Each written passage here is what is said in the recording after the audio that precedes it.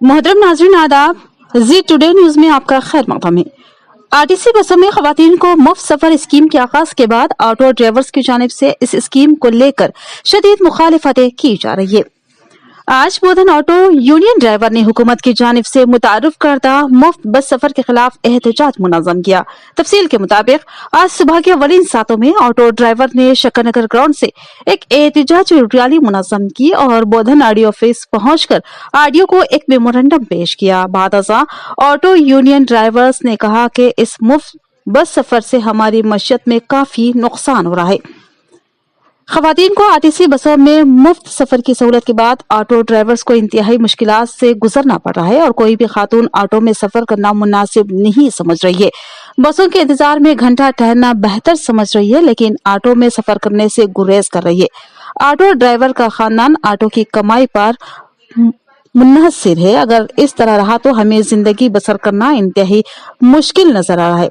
लिहाजा वजीर आला रेवंत रेड्डी से मुतालबा है कि वो हमारे लिए कोई ठोस इक़दाम करे और हमारी आमदनी में कोई तरक्की की राह हमवार करे।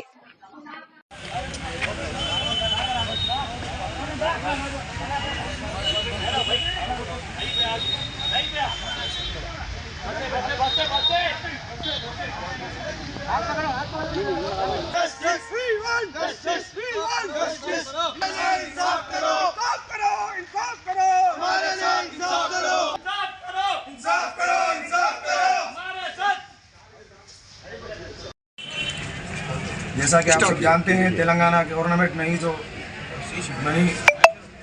लेडीज़ महालक्ष्मी के स्कीम के तहत जो फ्री बस का सर्विस रखे, उससे ऑटो वालों को नुकसान बहुत हो रहा। इसलिए हम इंसाफ मांगने के लिए आरडीओ साहब के पास आए और हमारी मांग ये है कि जितने ऑटो वाले हैं उन सबको एक डबल बेडरूम देना और महीना 20,000 रुपये वजीफे के तहत देना, बल्कि हम गुजारिश कर रहे हैं, रिक्वेस्ट कर रहे हैं।